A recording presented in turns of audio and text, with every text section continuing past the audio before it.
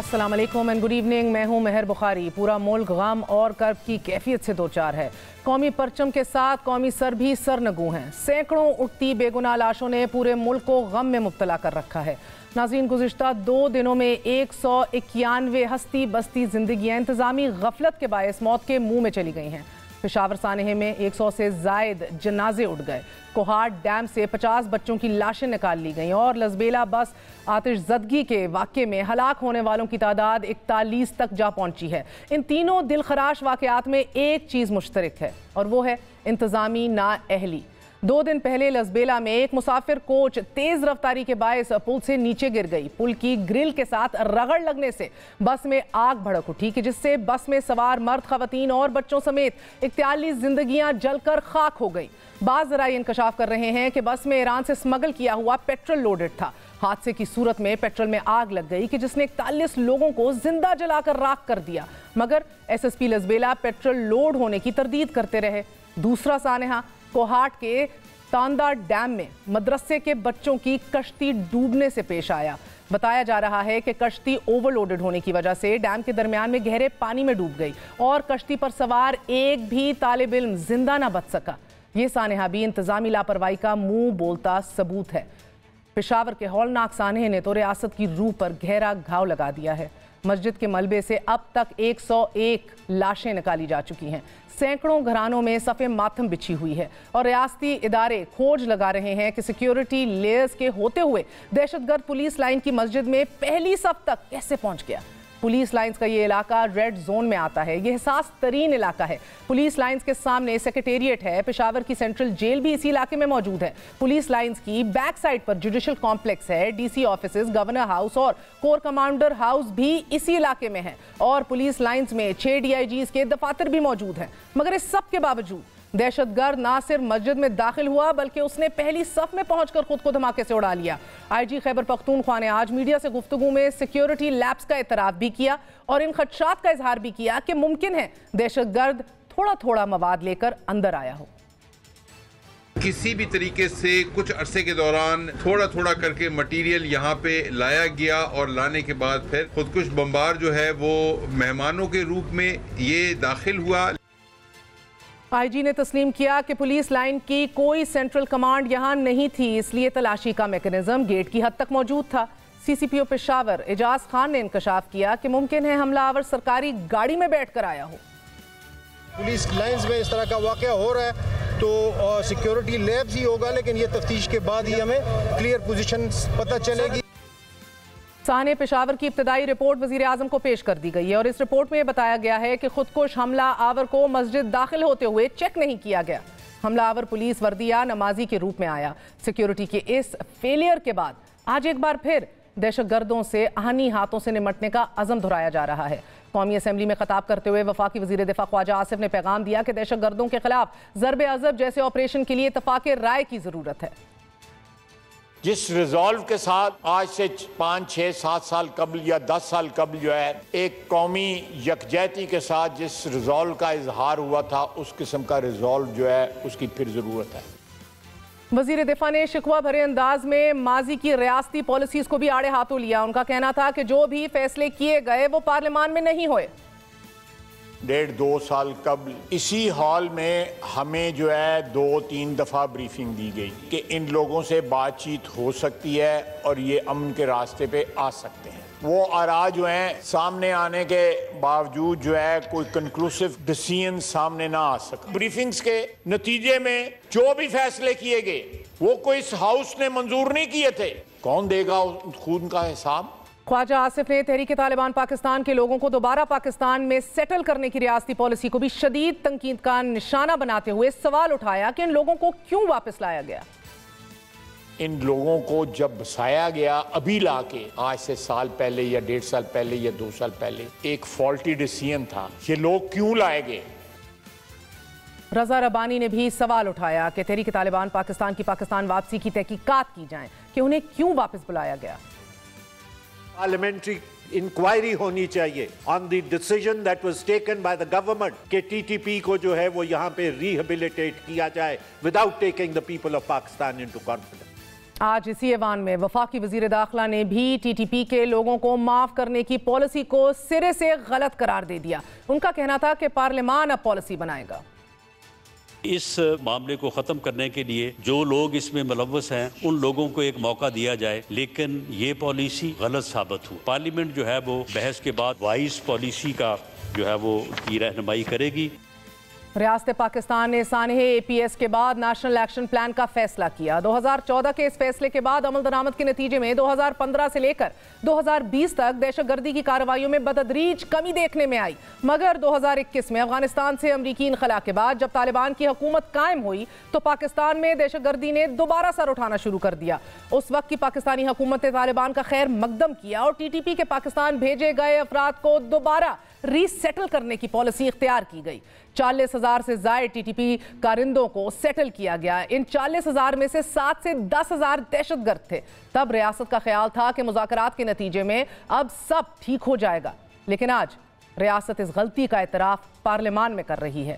Corps commander conference بھی دہشت گردوں کو کیفر کردار تک پہنچانے کے عزم کا اظہار کر رہی ہے اور سیاسی قیادت بھی اب پارلیمان سے فیصلہ سازی چاہتی ہے۔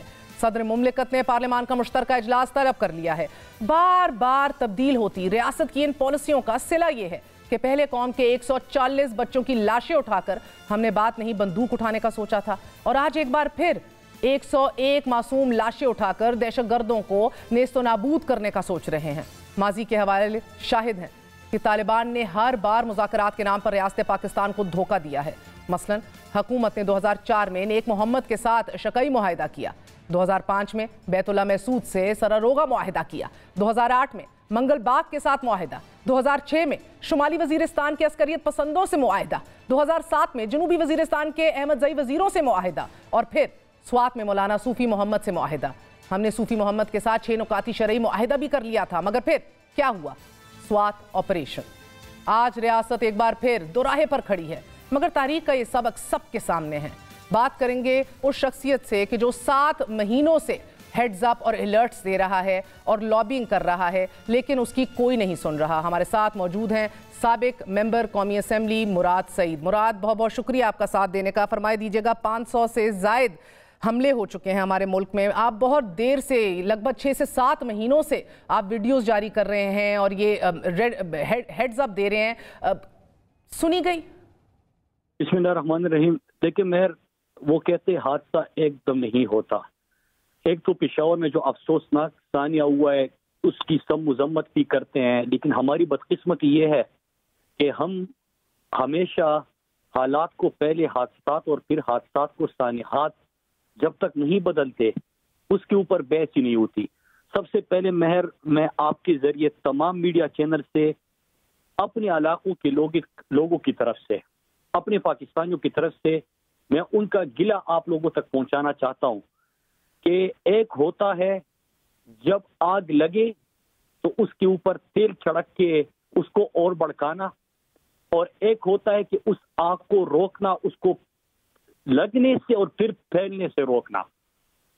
ہم نے بڑی کوشش کی تھی کہ جب یہ ریجیم چین آپریشن کے دوسرے مرحلے میں ہمیں اطلاعات بھی آئی اور پھر وہ اطلاعات ہمارے خدشات میں، اور وہ خدشات پھر جب حقائق میں بدلے اور ہم نے اپنی آنکھوں سے دیکھے، تو سب سے پہلے ہم نے اس آگ سے بچنے کے لیے 4-5 سوال پوچھے اپنی حکومت سے، حکومت وقت سے، اور ہم نے سوال یہ پوچھے کہ جون کے مہینے میں کیا افغانستان کوئی وفد آپ نے بھیجا، اور اگر بھیجا تو ان کی کن نکات پہ بات ہوئی۔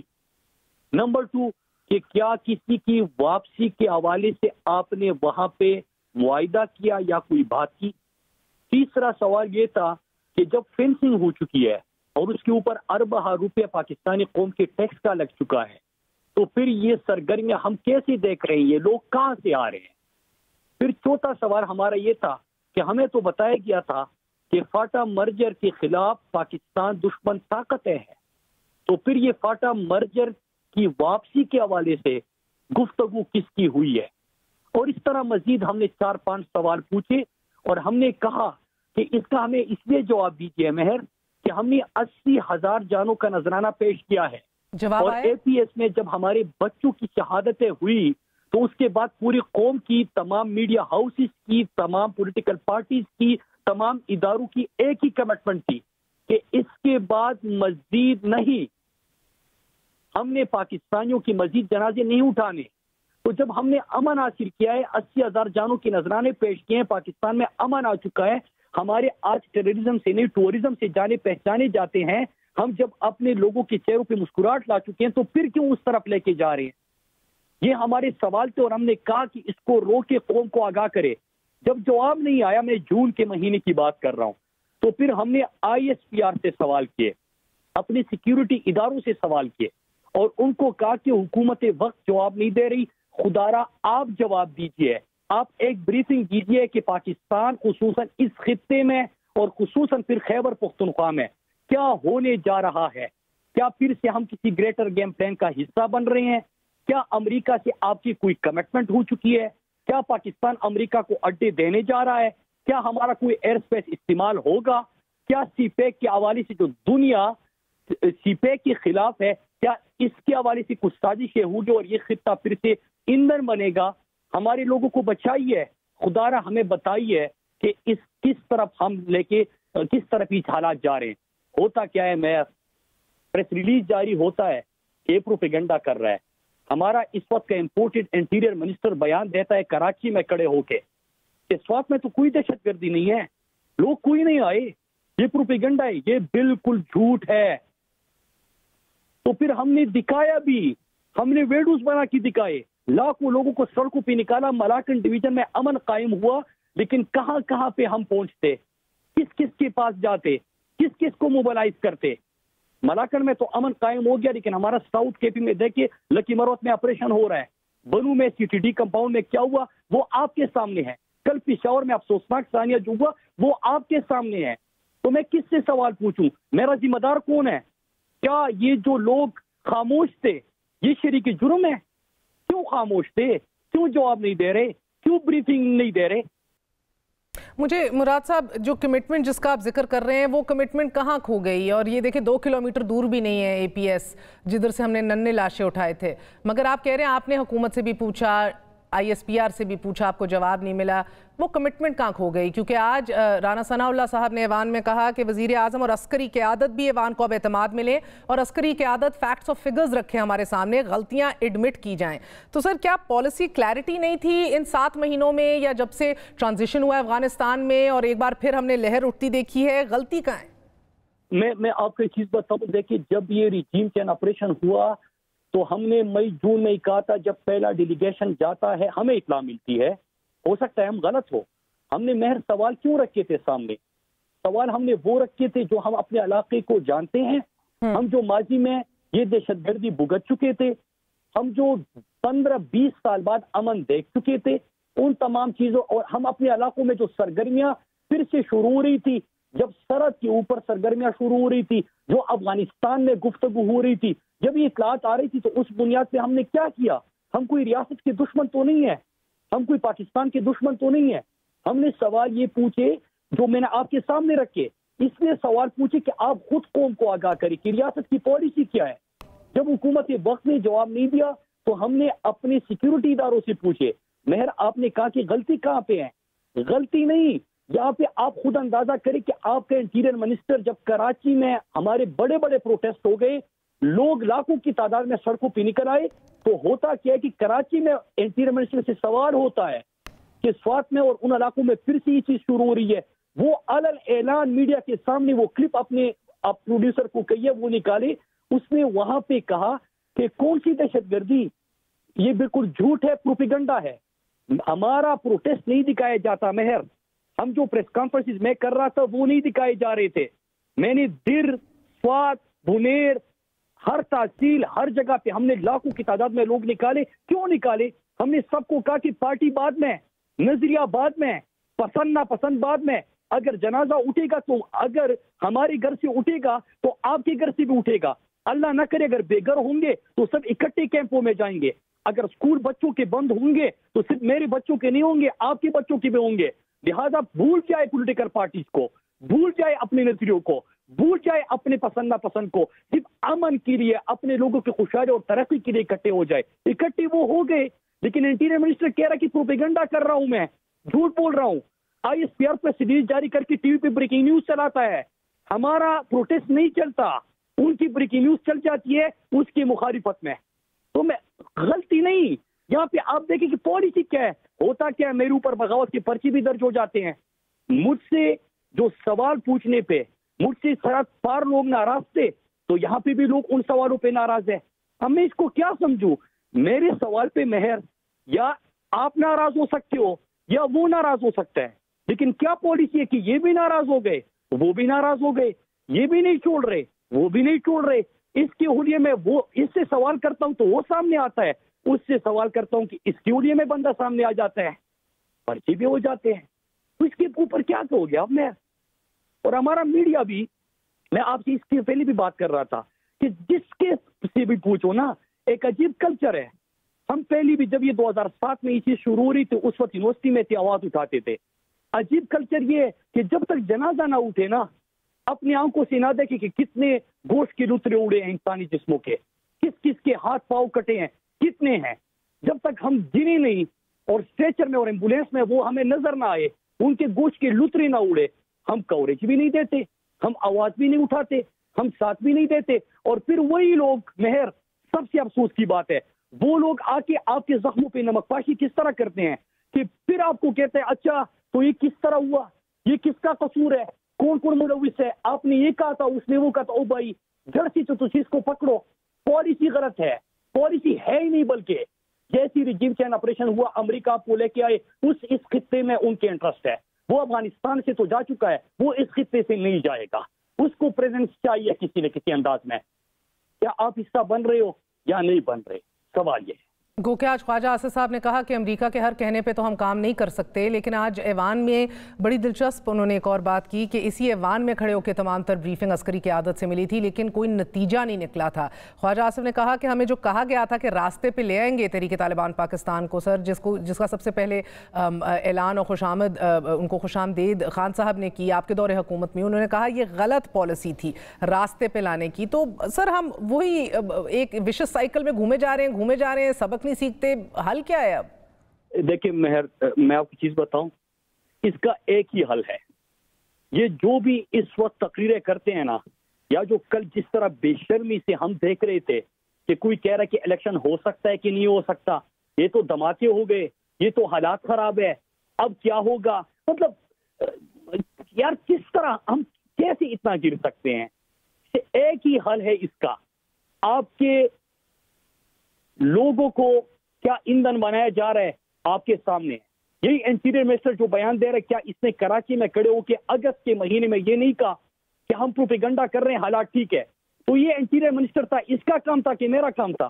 جب میں بول رہا تھا, جب ہمارے لوگ بول رہے تھے جسٹ فارگیٹ اباؤٹ می, ہمارے لوگ بول رہے تھے, تو یہ کیوں کہہ رہا ہے کہ جھوٹ ہے, پروپیگنڈا ہے؟ بھائی تمہارا کام ہے امن و امان قائم رکھنا.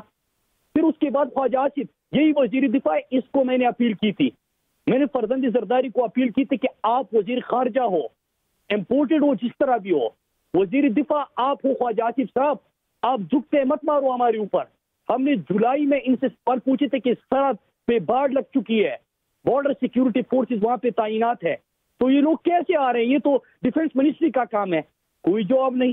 ہم نے سوشل میڈیا کا استعمال کیا, ISPR کو ٹیگ کیا, لاکھوں کی تعداد میں لوگ بھی نکل آئے, لیکن وہ کہتے ہیں کہ محل کے سامنے ایک شور ہے قیامت کا, امیر شہر کو کیا سنائی دیتا ہے, ان کی پالیسیاں ہو گئی ہے, امریکہ نے ان کو مسلط کر دیا, بدلے میں کچھ کرنا ہوگا, اسی کے اوپر چیزیں چل رہی ہوگی. مطلب کس طرح اتنی منافقت ہو سکتی ہے کہ آپ اگست میں خود کہہ رہے ہو کہ نہیں ہے, ISPR پر سیریز جاری کرتا ہے کہ نہیں, امن و امان کی حالت ٹھیک ہے. مطلب ایک ہی حل ہے اس کا. ایک حل یہ ہے کہ جس طرح ملاکنڈ ڈویژن کے لوگ نکلے تھے, میں اپنے پشاور ریجن کے اور ساؤتھ کے پی کے لوگوں کو کہتا ہوں کہ اپنی لے نکلو, آپ کے لیے کوئی آواز نہیں اٹھائے گا.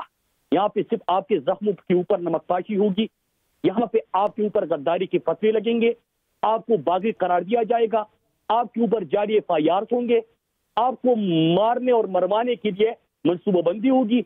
آپ اپنے لیے آواز اٹھاؤ, اپنے لوگوں کے لیے آواز اٹھاؤ, خود نکلو, کھڑے ہو جاؤ. یہاں پہ حکومتوں میں بیٹھے اشخاص آپ کے لیے کچھ نہیں کریں گے. جس طرح ملاکن ڈویژن کے لوگ کھڑے ہو گئے, کسی نے تو انیشیٹو لینا ہے نا, ہم نے لیا. ہاں تھریٹس بھی ہے, ہاں ہمیں پتہ ہے کہ FIR بھی ہوئے, سب کچھ ہوا, لیکن یار کب تک اس طرح چلے گا نا؟ کتنے جنازے ہم اٹھائیں گے؟ کب تک ہم کہیں گے کہ ہم نے اپنے بچوں کے جنازے اٹھائے, مزید ایسا نہیں ہوگا؟ کب تک ہم اس طرح ڈائلاگ ماریں گے؟ بہت ہو گیا یار, کوئی پالیسی آپ کی ہے نہیں. آپ یہاں آج ان کو قریب کر دو, کل دور کر دو, پہلے کہو کہ کچھ نہیں ہے, پھر کہو کہ ہاں فلاں حکومت نے کیا تھا, پھر کہو کہ آپریشن ہے, پھر آپریشن کے نام پہ کولیٹرل ڈیمیج کے نام پہ لوگ مرے. مطلب یہ کوئی پالیسی ہے نہیں, یہ بس صرف گند ہے. اور سر اس پورے عرصے میں ری گروپنگ ہو گئی ہے, اسلحہ موجود ہے. پہلے ٹی ٹی پی نے کل ذمہ داری قبول کی, پھر انکاری ہو گئے. کل عدم T T P Khurasani group کی اب ذمہ داری بتائی جا رہی ہے. کتنے گروپس ابھی متحرک ہیں؟ کہ یہ لمبی بحث ہے, یہ گروپس تو بہت زیادہ ہے, اور انہوں نے بات کی ہے. بنیادی چیز یہ ہے کہ آپ اپنے لوگوں کی سیکیورٹی کو کیا یقینی بنا سکتے ہیں؟ بالکل بنا سکتے ہیں. کیا ہم نے بارڈر پہ فینسنگ کی تھی؟ تو اس کے بعد اگر ہم یہ سوال پوچھیں کہ کیسے آئے, تو اس کا جواب دینا چاہیے.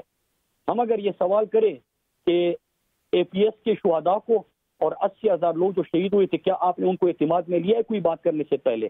جینوئن سوال ہے, اس کا جواب دیجیے. جب ہم آپ کو خدشات کا اظہار کر رہے تھے کہ یہ خطرات ہے, یہ خدشات ہے, اور یہ حالات اس طرف جا رہے ہیں, تو اس کے اوپر آپ بیٹھے, سب کو بلائے, اس کے اوپر آپ بات کریں, سولوشن ڈھونڈے. اس طرف حالات کیوں لے کے جا رہے ہو؟ اب تو آپ کی ایک چیز شروع ہو گئی ہے مہر, آپ کے لکی مروت میں آپریشن ہو رہا ہے, پچھلے ہفتے وہاں پہ آپریشن ہو رہا تھا, بنو میں حالات آ گئے. تو یہ میں جتنی بات کر سکتا تھا مہر میں نے کی, اس کے اوپر کیا بات کرنی؟ مطلب ہم آپ کو چیخ رہے ہیں, ہم آپ کو بتا رہے ہیں کہ یہ ہونے جا رہا ہے, تو یار آگ روکو نا. کیوں پھیلانے کا اس کے انتظار کر رہے ہو؟ اور جب آگ بڑھ جائے تو اس کے اوپر ہر بندہ آتا ہے تل چھڑکنے کے لیے. پھر اس میں بے حسی بھی آپ کو نظر آتی ہے, سیاست بھی آپ کو نظر آتی ہے. بھائی اپنی سیاست کرنی ہے, کرو نا یار, کوئی اور چیز ڈھونڈو اپنے لیے. ہماری لوگوں کی جانوں پہ تو نہیں. ہم نے تو وہ پشاور کا ہم نے ان کو بتایا تھا مہر کہ جب سوات میں حالات جون میں خراب ہونا شروع ہو گئے, اور ہم جب یہ جون میں پہلی دفعہ افغانستان گئے اور حالات خراب ہونے کی طرف بڑھنا شروع ہوئے, ہم نے کہا تھا کہ ہم نے وہ پشاور دیکھا ہے کہ ہر جمعے کی نماز سے پہلے یا بعد میں پشاور میں دھماکہ ہوتا تھا. ہمارے سینکڑوں لوگ اس میں شہید ہوئے تھے. پھر سے پشاور اس طرف نہ جائے, ہم نے بتایا تھا. تو آج جب نظر نہیں آیا, سنائی نہیں دیا, دکھائی نہیں دیا, ہم نے پنڈی میں, آپ چھوڑے باقی مہر, پنڈی میں بھی ہم نے مظاہرہ کیا, یہاں پہ ہزاروں لوگوں کو لے کے آیا تھا یہاں پہ کہ یہ حالات اس طرف جا رہے ہیں. لیکن نہیں, اس وقت کچھ نہیں ہے. اب لوگ شہید ہو گئے ہیں, اس کے اوپر کوئی آئے گا نمک پاشی کرے گا, کوئی اس کے اوپر سیاست کرے گا, کوئی الیکشن کی تاخیر کی بات کرے گا, کوئی کہے گا کہ پارلیمنٹ کے اوپر اکٹھے ہو جاتے ہیں, پھر کوئی کہے گا کہ سیاست چھوڑے سب متحد ہو جاتے ہیں. یہ سارے ڈرامے ہیں جن کے گھر اجڑے ہیں, ان کے لیے ماتم ہے, ان کے لیے غم ہے.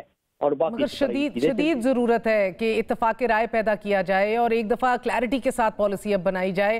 اتفاق رائے کے حوالے سے آج خواجہ آصف صاحب نے بھی بات کی ہے کہ اسی کی ضرورت ہے. آپ لوگ ساتھ دیں گے؟ میں سوال پوچھ رہا ہوں نا, میری آنکھوں کے سامنے ہے کہ آپ نے گن کیا ہے, میری آنکھوں کے سامنے ہے. یہی ڈیفنس منسٹر کو میں چیخ کے بول نہیں رہا تھا جون سے کہ آپ وزیر دفاع, بارڈر آپ کے پاس آتا ہے, بارڈر سیکورٹی فورسز کس کے انڈر آتے ہیں بتائیں نا. چیخ رہا تھا, میڈیا کے اوپر پابندی لگی میری پریس کانفرنس. اگر میں ابھی ایک پریس کانفرنس کروں اور میں یہ زرداری کی بیٹی یا نواز شریف کے اوپر ایک بات کر دوں, پورا میڈیا جو ہے نا وہ بریکنگ نیوز چلائے گا. کوئی کہے گا کہ مراد اچھا ہے, کوئی کہے گا کہ برا ہے, کوئی کہے گا کہ اس طرح بولا, کوئی کہے گا کہ اس طرح بولا, لیکن دکھائے گا ضرور. لیکن اگر میں اپنے لوگوں کی زندگیوں کی بات کر رہا ہوں اور میں آپ کو خطرے سے آگاہ کر رہا ہوں تو بالکل بلیک آؤٹ. اور یہی ڈیفنس منسٹر خاموش. کس چیز اتفاق ہے؟ آپ ہماری لاشوں کے اوپر سیاست کرو گے؟ یار نہ کرو, ایک سولوشن ڈھونڈو. کیوں لاشوں کا انتظار کرتے ہو, اور کیوں یہ میڈیا ہاؤسز انتظار کرتے کہ جنازے اٹھے اس کے بعد ہم دکھائے کہ یار آپ سوال کا جواب دے دو اور آپ جواب دے دو؟ تو جب بتا رہے ہیں نا تو دکھاؤ نا. جب آپ کو بتا رہے ہیں کہ آپ کی پالیسی غلط جا رہی ہے تو مت جاؤ نا اس طرف.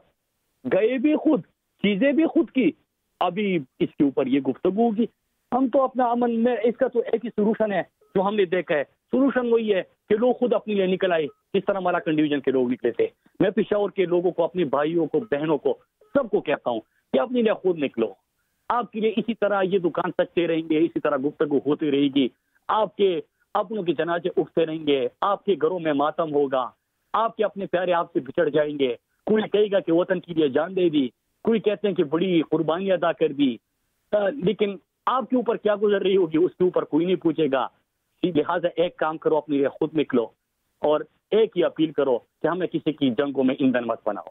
یہ گریٹر گیمز ہے, یہ اس خطے میں ایک طاقت کے توازن کے لیے, یا وہ کبھی بیلنس آف پاور کہتے ہیں, کبھی اپنی جو طاقت دکھانے کے لیے چیزیں ہوتی ہے, کبھی آپ کی ضرورتیں ہوتی ہے, کبھی کیا ہوتا ہے. ان چیزوں میں ہمیں مت پھنساؤ, ہمیں معاف کر دو.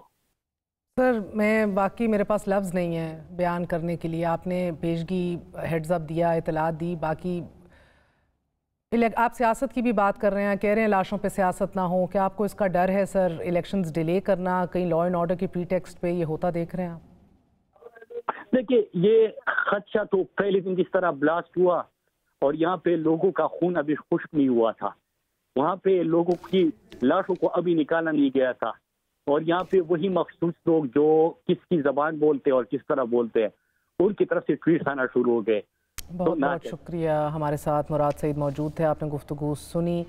ناظرین, کمشنر ریاض خان محسود سے بات کرتے ہیں, پشاور سے ہمارے ساتھ موجود ہیں. ریاض خان صاحب, بہت بہت شکریہ ساتھ دینے کا. یہ ثابت ہو گیا ہے کمشنر صاحب کہ یہ سیکیورٹی لیپس ہی تھا؟ جی بالکل, آپ کسی حد تک کہہ سکتی ہیں. سر کس حد تک کہہ سکتے ہیں, اور کیوں سیکیورٹی لیپس تھا؟ اس کے محرکات کیا تھے, کیسے اور کیوں کر ہو گیا, آپ اس نتیجے تک پہنچے؟ ہمیں مختلف قسم کے تھریٹ الرٹس موصول ہو رہی تھی اور اس کے مطابق ہم اس کے اوپر کام بھی کر رہے تھے. ہم اپنے آپ کو ری انفورس بھی کر رہے تھے, اپنی سیکیورٹی بھی بیف اپ کر رہے تھے. لیکن to tell you the truth, ہمیں پولیس لائن کے بارے میں کوئی خاص اسپیسیفک تھریٹ نہیں آئی تھی. لیکن جو ہم فورسی کر رہے ہیں, انویسٹیگیشن ہماری بڑی ہیکٹک قسم کی انویسٹیگیشن بڑی ایکٹیولی آج سے شروع ہو گئی ہیں.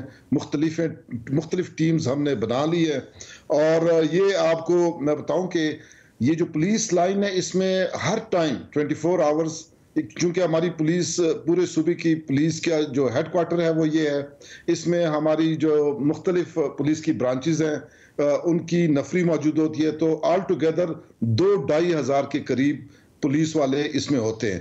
تو ہم دیکھ رہے ہیں کہ یہ اندر سے کوئی فیسیلیٹیٹر ہے یا باہر سے آیا ہے, تو ہم مختلف اینگلز پر جو ہے اس چیز کو ہم کوشش کر رہے ہیں کہ ہم اس کو انارتھ کریں. اور یہ میں آپ کو بتاتا چلوں کہ ابھی تک جتنے بھی انسیڈنٹس ہوئے ہیں اس میں we have been able to identify 90% of sir, اب یہ ڈیٹیلز تو سامنے آ گئی ہیں لا انفورسمنٹ ایجنسیز کی طرف سے کہ وہ شاید چند دنوں سے یا چند ہفتوں سے پہلے اندر تھے, سیکیورٹی لیبس کے گیٹ پہ بھی نہیں چیک کیا گیا. کیا سیکیورٹی جو ہے وہ اتنی ہی تھی جتنی آپ لوگوں نے ہمیشہ پلان رکھی ہے, یا اس دن کم تھی؟ نہیں جی, مین سیکیورٹی ادھر 24 آورز جو ہے ادھر ہمارے جو سیکیورٹی کے لوگ ہوتے ہیں اویلیبل ہوتے ہیں, کیمرز لگے ہوئے ہیں.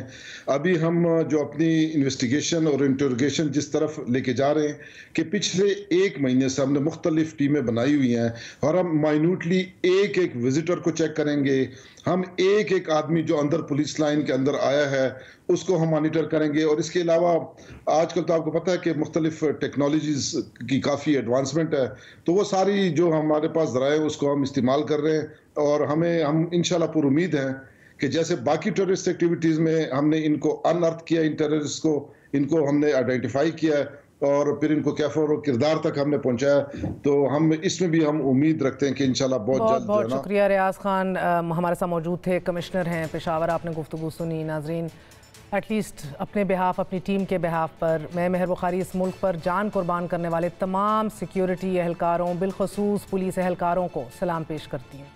میں ان پولیس اہلکاروں کی ماؤں, بہنوں, بیٹیوں, بچوں, خاندان کے تمام افراد کو سلام پیش کرتی ہوں. ہر پولیس اہلکار کے والد کو سلام پیش کرتی ہوں کہ جس نے اپنے جوان بیٹے کو اپنے ہاتھوں سے زمین کے سپورٹ کیا ہے. ہر پولیس اہلکار کے بھائی کو سلام پیش کرتی ہوں کہ جس نے اپنی ماں جائے کو اپنے ہاتھوں سے قبر میں اتارا اور بھاری دل کے ساتھ گھر کو لوٹ گیا. ہر اس شہید کو سلام پیش کرتی ہوں کہ جس نے اپنی زندگی, اپنی جوانی, اپنے خواب اس ملک کو ہمارے لیے قربان کر دیے. اور ہر وہ ماں جس کے لیے کوئی لفظ نہیں ہے ہمارے پاس آج, جو آج کھوکھلی اور بالکل ختم ہوئی پڑی ہوئی ہے. नाज़रीन, मुल्क की अब इस मौजूदा मुआशी, सियासी और अमन अमान की बदतरीन सूरत हाल के दौरान 90 दिन में होने वाले इंतखाबात में रुकावट होगी कि नहीं, that's the big question. Election commission ने इंतखाबात की तारीख के लिए पंजाब और खैबर पख्तूनख्वा गवर्नर्स को दूसरा खत भी लिख दिया है। खत में कहा गया है कि पंजाब असेंबली 14 जनवरी को तहलील हुई और ताहाल इलेक्शन की तारीख नहीं दी गई। खैबर पख्तूनख्वा असेंबली 18 जनवरी को तहलील हुई, मगर अभी तक गवर्नर खैबर पख्तूनख्वा की जानिब से भी इलेक्शन की तारीख का ऐलान नहीं किया गया। इससे कबल इलेक्शन कमीशन 24 जनवरी को भी दोनों गवर्नर्स को इस हवाले से खत लिख चुका है और लॉ मिनिस्टर का बयान भी मंजर आम पर है। एक छोटा सा वक्फा लेंगे, वक्फे के बाद हाजिर होते हैं।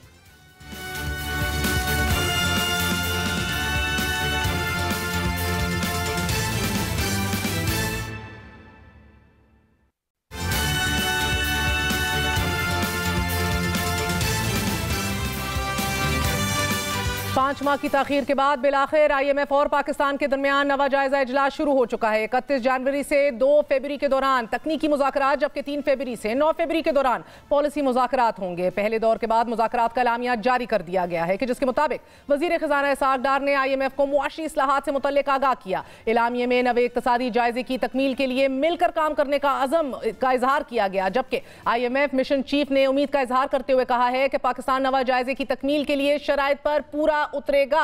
नाज़रीन, इससे कबल आज वज़ीर ख़ज़ाना इसहाक़ डार ने फाइनेंस डिवीजन में IMF mission chief Nathan porter की सरबराही में IMF मिशन से मुलाकात की। इस मुलाकात में जायजा मिशन को यकीन दिलाया गया कि पाकिस्तान IMF फंड की तमाम शराइत पूरी करेगा। साथ ही ये भी यकीन दहानी करवाई गई है कि पाकिस्तान पावर सेक्टर में इस्लाहात, गैस सेक्टर में गर्दिशी कर्जे से निमटने के लिए तरीकाकार भी वज़ा करेगा और इस मकसद को हासिल करने के लिए आला सतही कमेटी भी तश्कील दे दी गई है। इसी तरह मिशन को मालियाती फर्क को कम करने और शरह मुबादला में इस्तेहकाम के लिए किए जाने वाले इक़दामात से भी आगाह किया गया, मगर IMF को मुज़ाकरात के लिए कायल करना एक इंतहाई मुश्किल और तकलीफ दे प्रैक्टिस थी, क्योंकि गुज़िश्ता हफ्ते पाकिस्तान ने IMF की डिमांड्स के तहत डॉलर की कदर को खुला छोड़ा, जिसके नतीजे में पाकिस्तानी रुपए की कदर में 40 रुपए यानी कि तकरीबन 16% तक कमी देखी गई। लेकिन IMF मुज़ाकरात की खबर के बाद गुज़िश्ता कम अज कम 36 सेशंस के बाद इंटरबैंक में आज डॉलर के मुकाबले में रुपए की कदर में ₹1.74 इजाफा हुआ। गुज़िश्ता 36 सेशंस में रुपए की कदर या तो कम हुई या फिर बरकरार रही। इसी तरह IMF मुज़ाकरात की शुरुआत को सरमायाकारों ने भी मुस्बत अंदाज में लिया और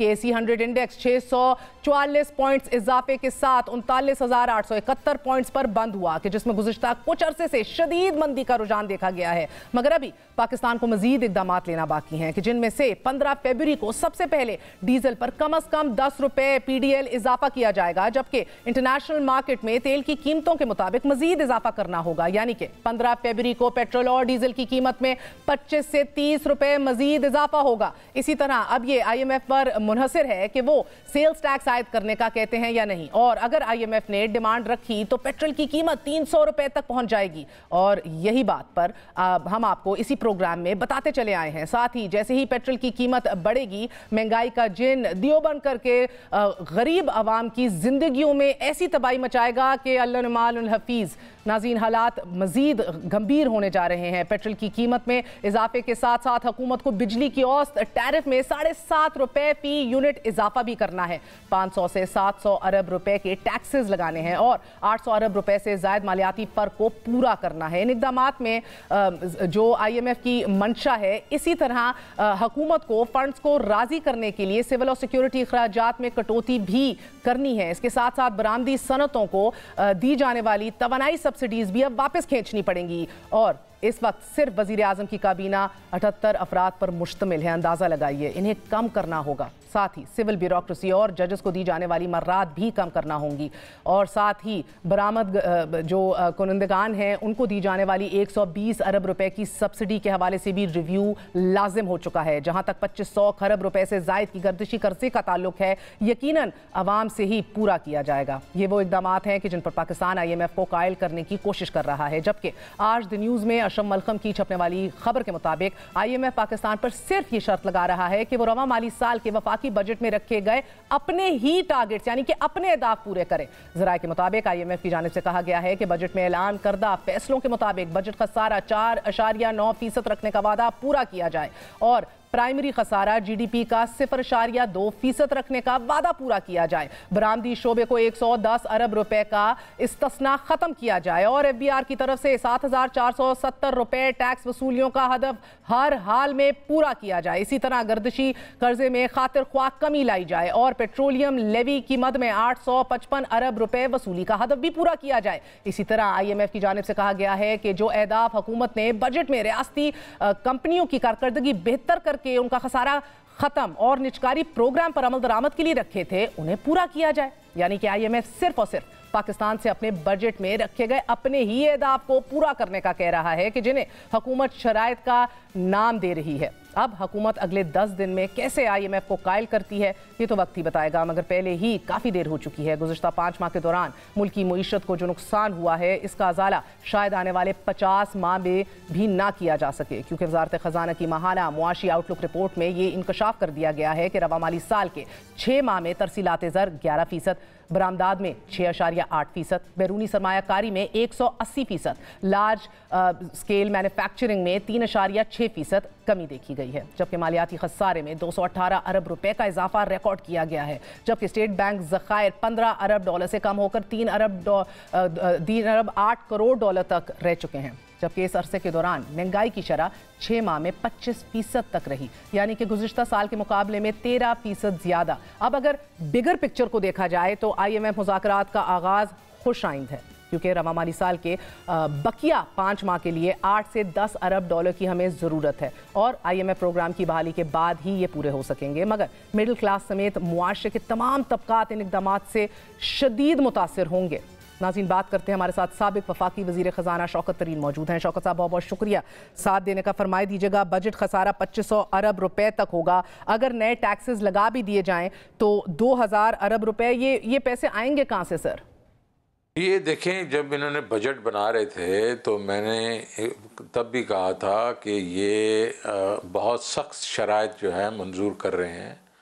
उस वक्त इन्होंने कहा कि जी हम लोगों ने जो है 4.6 था या 4.8% ऑफ GDP के ऊपर हम अपना फिस्कल डेफिसिट लेके आ जाएंगे, और इन्होंने कहा कि 3.9 ट्रिलियन का हमारा जो होगा वो डेट सर्विसिंग होगा, और जो बेसिस दिया वो दिया 11.5% जो होगा वो एक किस्म से इन्फ्लेशन और डिस्काउंट रेट होगा। मैंने तब भी कहा था कि यार भाई, अभी ऑलरेडी जो इन्फ्लेशन आपकी है वो जो है वो चल रही है 20% 22% चल रही है, और कैसे इन्फ्लेशन नीचे होगी और किस तरीके से डिस्काउंट रेट जो है वो आपका नीचे जाएगा। और मैंने उस वक्त अंदाज़ा लगाया था कि ये इनका जो डेट सर्विसिंग है वो तकरीबन 5000 अरब की होगी, तो इसका मतलब 1100 अरब तो वहीं शॉर्ट है। अब उसके साथ इनकी जो अभी ये जो आपकी बिजली के जो है उसमें कुछ 700-800 बिलियन की शॉर्टेज आ गई है, तो तकरीबन 2 ट्रिलियन तो यहीं पहुंच गए। तो अब कैसे ये करेंगे? ज़ाहिर है ये बिजली के बिल्स बढ़ाएंगे, मतलब नर्ख बढ़ाएंगे ये। अच्छा, फिर तीसरी चीज़ आप देख लें कि नॉन टैक्स रेवेन्यूज़ के में बहुत बड़ा जो है एक हिस्सा था अपना PDL का, पेट्रोलियम लेवी, और उसमें 855 अरब रुपए का इन्होंने तखमीना लगा दिया। मैंने कहा यार, पिछले साल हमने कोई तकरीबन 200 भी नहीं किए थे, 335 का हमारा वो था, लेकिन हमने 200 भी नहीं किए थे, तो आप इस साल किस तरीके से उसको 4 गुना कर दोगे? वही हुआ है, अभी इन्होंने दिसंबर तक सिर्फ 200 अरब रुपये किए हैं, अभी 6 महीनों में 655 अरब वो करने पड़ेंगे। तो ये सारी चीज़ जो है हैज़ बिकम अ मेस। और उसमें ये सबसे बड़ी चीज़ ये थी कि इन्होंने उनसे ये जो अहदाफ हैं उस पर एग्रीमेंट किया। तो मैं ये समझता हूँ कि अब जो होगा ये इनको ज़ाहिर है कहीं ना कहीं आके तो मतलब कोई सेटलमेंट होगा इनका और IMF का। तो एक तो ये पेट्रोल प्राइसेस बढ़ाएंगे और उसमें ये मेरे ख़्याल में 50 रुपए से भी तजावुज़ करेंगे। फिर ये आपके ये बिजली के नर्ख बढ़ाएंगे, गैस के नर्ख बढ़ाएंगे, ये टैक्सेस बढ़ाएंगे। तो پھر بھی مجھے نظر نہیں آ رہا کہ یہ کس طریقے سے اتنا بڑا جو گیپ ہے. ٹیکسز بڑھانا تو ترین صاحب ناگزیر ہو گیا ہے، لیکن فسکل سائڈ کو دیکھیں تو سب سے بڑا جو اصل مسئلہ ہے وہ کوالٹی آف دا ٹیکسز ہے. آئی ایم ایف تو خوش نہیں ہوگا اگر آپ ون آفس کریں، ونڈ فال ٹیکسز یا بینکنگ انکم کے اوپر لگا دیں. کوئی لمٹ تو ہونی چاہیے نا کسی ایک سیکٹر کو سکویز کرنے کی. تو ان چیزوں سے تو وہ خوش نہیں ہوگا ایسی پروپوزیشنز کے ساتھ، with holding taxes on banking transactions et cetera. تو سر سسٹینیبل ٹیکسیشن کے حوالے سے کیا یہ حکومت کام کر رہی ہے کہ سسٹینیبل ہو یہ چیز، لانگ ٹرم بھی رہے، اور ساتھ ہی متوسط طبقہ جو پہلی خط غربت سے نیچے چلا گیا ہے اور عام آدمی، غریب آدمی، ایون مڈل کلاس کی چیخیں نکل گئی ہیں، ان کو بھی ایڈریس کیا جائے، یا صرف فائر فائٹنگ ہو رہی ہے؟ ابھی فائر فائٹنگ ہو رہی ہے. اب میں 2-3 چیزیں آپ کو بتا دوں جو کہ ہم چھوڑ کے آئے تھے ان کے لیے. 43 ملین ہم لوگ جو ہے ٹیکس پیئر کا ڈیٹا چھوڑ کے آئے تھے. ڈیٹا صرف نہیں تھا، ہم کیلکولیٹ کر کے ان کو دے کے آئے تھے آرٹیفیشل انٹیلیجنس کے تھرو کہ یہ لوگ ہیں، ان کا اتنی ان کی انکم ہے، اتنا ان کا ٹیکس بنتا ہے. اور وہ اپریل میں، پچھلے سال کی اپریل میں ہم نے پورٹل پہ چڑھا دینا تھا ان کو، اور اس کے بعد ان سے ٹیکس لے لینا تھا. اور لے لیتے، بے شک 6 مہینے لگتے، 12 مہینے لگتے، لیکن ہم نے شروع کر دینا. پھر ٹریک اینڈ ٹریس میں ہم 3 جو ہیں اس کے اوپر سیکٹرز کو ہم نے بیچ میں لے لیا تھا، انڈسٹریز کو، اور 20 پہ ہم نے جانا تھا. اس پہ ابھی کوئی پیش رفت نہیں ہوئی، پہلے پہ بھی نہیں ہوئی. پھر ہم نے یہ کہا تھا سپلائی چین، ہم نے کہا تھا سپلائی چین پکڑو، امپورٹ جب ہوتا ہے ادھر سے پکڑو، اور یہاں سے مینوفیکچر ہوتا ہے وہاں سے پکڑو، اور اس کے بعد جو ڈیلر کے پاس جاتا ہے، پھر ہول سیلر کے پاس جاتا ہے، پھر ریٹیلر کے پاس، یہ پوری چین ہم نے اس میں آٹومیٹ کر دی تھی. کیا بنا پھر؟ وہاں اس کے اوپر بھی بالکل آ رہے ہیں، بھاگ رہے ہیں، آگے جا رہے ہیں، پیچھے جا رہے ہیں، اس کے اوپر بھی کچھ نہیں ہوا ابھی تک. تو وہ جو آپ بات کر رہی ہیں نا کہ ہم جو کرنے جا رہے تھے، وہ ہم جب یاد ہے پچھلی دفعہ آئی ایم ایف سے میری لڑائی اس لیے ہوئی تھی کہ میں نے کہا یار میں ٹیکس جو پے کر رہا ہے اس پہ ٹیکس نہیں لگاؤں گا، میں براڈن کروں گا، میں ریٹیل کو جو ڈاکومنٹ کروں گا، میں کسٹمز کا سنگل ونڈو کروں گا. All these things we'll do so that ہمارا مومنٹم جو ہے وہ آگے جائے. اور یہ ون آفس نہ ہو. اب انہوں نے وہی ایک قسم سے پرچون کی دکان کھول دی ہے، 2 روپے اس پہ لگا دو، 4 روپے اس پہ لگا دو، ٹیکسز لگا دو اس پہ، بینکوں کی فائنینشیل ٹرانزیکشن پہ. تو یہ ایسے نہیں چلے گا. اور آپ دیکھیں نا، ہم نے 4700 ارب جو تھا 21 کا ٹیکس تھا، اور اس کو ہم 6100 ارب پہ لے کے چلے گئے، 6100 اور 25 ارب پہ. اور ہمارا اس دفعہ ٹارگٹ تھا کہ ہم اس کو 8 ٹریلین پہ لے کے جانا تھا. سر قطع کلامی معاف دیکھیں سر، مسئلہ یہ ہے کہ آپ لوگوں نے پیٹرولیم مصنوعات کے اوپر سبسڈیز نہیں وڈرا کی نا، اس سے بھی تو that is a huge factor in way we are today. لیکن سر اب آج بہت بڑا ایشو بن گیا ہے ہمارے کھانے پینے کی اشیاء کی قیمتیں. جو انڈیکس جو ہے 31% اربن ایریاز میں چلا گیا، 34% رورل ایریاز دیہی علاقوں میں چلا گیا in the first 6 months of this year. تو سر یہ بڑا مسئلہ ہے. معاشی آؤٹ کم جو ہمارے پہلے 6 ماہ کا ہے وہ تو ہم اہداف بھی نہیں پورے کر رہے، لیکن ایک negative G D P growth کے ساتھ ساتھ اگر ہم دیکھیں کہ انفلیشن کا ریٹ جو ہے وہ بھی 25% پہ کلوز ہو رہا ہو، تو ادھر تو سر ستیہ ناز بیڑا غرق ہو جائے گا عام آدمی کا. تو ایک ورسٹ فارم آف اسٹیگفلیشن ہے جو ہم ابھی انکاؤنٹر کر رہے ہیں. اور آف کورس نیچرل ڈیزاسٹر، پھر ہم نے فلڈز بھی دیکھے ہیں. یہ مزید اب حالات گمبھیر ہوں گے سر. مگر اب مجھے یہ بتائیے، ان سب چیزوں کا کہیں نہ کہیں کمر تو اب کس نہیں ہے نا، دیر بھی تو کر دی بہت زیادہ، جس کے اندر کچھ آپ کا پرسہ کچھ ان کا تھا. دیکھیں جی، میں دیکھ رہا ہوں کہ آپ کی سی پی آئی جو ہے اوور آل انفلیشن جو ہے وہ 35% تک جائے گی، کم از کم ادھر سے 35%، اینی ویئر بٹوین 30-35، 25 سے یہ اوپر جائے گی. اور جو ایس پی آئی ہے وہ 45 سے 50% پہ جائے گی. دوسری چیز یہ ہے کہ ان امپلائمنٹ جو ہے وہ میسو ہوگی، کلوجرز ہوں گے بزنسز وغیرہ کے. اس وقت جو ہے ابھی آلریڈی فیکٹریاں بند ہو رہی ہیں، لیکن کیونکہ کاسٹ اتنی زیادہ ہو گئی ہے. اب آپ دیکھیں، میں لاہور میں تھا ابھی تو پتہ چلا کہ سٹیل جو ہے وہ 290 پہ چلی گئی ہے. میرے وقت میں جب 150 پہ گئی تھی واویلا ہو گیا تھا، اور میں کوشش کر رہا تھا اس کے اوپر یا الیکٹریسٹی کے چارجز کا کچھ تھوڑا سا کیا جائے، کیونکہ الیکٹریسٹی کافی استعمال ہوتی ہے، اور یا ان کو ڈیوٹیز پہ ویور دینا چاہیے تھا، کہ بیکاز مطلب ہمارے خیال میں تو 150-60 جو بہت زیادہ تھا، اب وہ 290 پہ چلا گیا. تو 290 پہ جائے گا تو آپ مجھے بتائیں نا وہ کون خرید. اچھا وہ کہتا مل بھی نہیں رہا. تو یہ ساری چیزیں جو ہیں یہ آپ دیکھیں گے، یہ سیکنڈ راؤنڈ آف انفلیشن جو ابھی آئے گی، یہ آپ کو 75 سال میں اتنی انفلیشن نہیں دیکھی ہوگی جو اتنی ابھی آئے گی. اور ان امپلائمنٹ ہوگا اس سے. اور مجھے تو خطرہ ہے کہ یہ چیزیں کہیں سپل اوور نہ ہو جائیں اسٹریٹس پہ, بیکاز لوگوں کی برداشت ہے ایک لیول ہوگا نا. اور آپ اگر بجلی کے بل بڑھا دیں گے اور آپ گیس کے جو ہے نرخ جو ہیں وہ کئی سیکٹر, وہ کہتے ہیں کئی سلیب میں 300-400% کا انکریز آ جائے گا, کہاں سے لوگ پورا کریں گے یار یہ. تو اسی لیے بہت اس وقت ایک قسم سے اکانومی اور اس میں فٹس اینڈ سٹارٹس کی بات ہے. ہم چلا رہے تھے آئی ایم ایف پروگرام اور یہ ہمیں کہتے تھے وہ سسپینڈ کر کے چلے گئے. آج میں نے ایک دیکھا ہے 4 اپریل کو انہوں نے ایک بھیجا تھا میسج, اس نے کہ there is no concept of suspension of the I M F program, کوئی ایسی چیز ہے ہی نہیں. ہاں ہم آپس میں بیٹھ کے ری نیگوشیٹ کر لیں, تو کوئی سسپینڈ نہیں تھا. لیکن انہوں نے پھر بھی اپریل سے لے کے اینڈ آف مئی تک چپ کر کے بیٹھے رہے. جب چپ کر کے بیٹھے رہے پھر نیگوشیٹ کرنا شروع کیا ان سے, تو جا کے وہ جولائی کے بیچ میں ان کا معاہدہ ہوا, جولائی اور ارلی اگست میں. اور اس کے بعد ابھی پھر ڈار صاحب آئے ہیں. ڈار صاحب کا جو آئی ایم ایف کا مشن آنا تھا اکتوبر کی شروع میں, لیکن انہوں نے بڑکیں چھڑکیں ماری تو وہ چپ کر کے بیٹھ گئے. وہ اب آئے ہیں اگین another 4 months. تو اس طرح تو نہیں چلتا نا. اتنی دیر میں انسرٹینٹی آتی ہے, اتنی دیر میں مہر ہوتا ہی ہے, مارکیٹ جو ہیں وہ ایک دم بتک جاتی ہیں, اور جو آپ کا جو اکنامک ایکٹیویٹی ہے comes to a standstill. So they have to now make up their mind کہ آئی ایم ایف کرنا ہے. اگر کرنا ہے تو سیریسلی ان کے ساتھ نیگوشیٹ کریں and put some money on the table and get over it, because I don't think there is any other option but do IMF now and stabilize at least your external account, مطلب جو payments ہیں, کہ اس میں اگر آپ اس وقت وہ لوگ مسمسے میں پھنس گئے کہ یہ نہ ہو کہ ہم ڈیفالٹ کر دیں. تو ڈالر کہاں تک جاتا دیکھ رہے ہیں؟ بلیک مارکیٹ تو ختم ہوتے دکھ نہیں رہی, اتنی متحرک ہو چکی ہے. اس میں آپ کو ٹیکنیکل چیز بتاؤں, اس میں ریئل افیکٹو ایکسچینج ریٹ ابھی بھی 230 ہے, 230 کے قریب ہے. تو روپے کو ہونا چاہیے تھا 235 240, 3 to 4%, 5% بلو ریئر. وہ کیوں چلا گیا ہے اپنا 270 پہ؟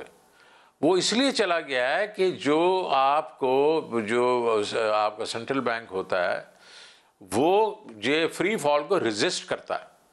وہ ایک آپ کا مطلب جب اسپیکولیٹر ایک سائڈ پہ لے کے جا رہا ہوتا ہے روپے اپنا کرنسی کو, تو وہ جا کے اس کی اپوزٹ جا کے ایکشنز لیتے ہیں, اور تاکہ اسپیکولیٹر کو یہ ڈر ہونا چاہیے کہ بھائی میرے اگینسٹ بھی ہو سکتا ہے, آئی لوز منی. ابھی یہ ہوا کیونکہ ان کے پاس ریزروز ہی نہیں تھے اتنے, تو وہ فری فال ہو گیا. اچھا, اب جو یہ ایل سی ایم بھی نہیں کھول رہے تھے بیکاز ریزروز میں پیسے نہیں تھے, یہ جو مطلب لوگوں کی جو ڈیمانڈس تھیں اپنی وہ پوری نہیں کر سک رہے تھے, ان کو پیسے نہیں تھے, تو وہ کس مارکیٹ کو ایکسیس کر رہے تھے؟ وہ حوالہ مارکیٹ کو ایکسیس کر رہے تھے. جب حوالہ مارکیٹ کو ایکسیس کر رہے تھے تو حوالہ مارکیٹ میں اور انٹر بینک میں ایک بہت بڑی خلیج آ گئی, 40 روپے کی خلیج آ گئی.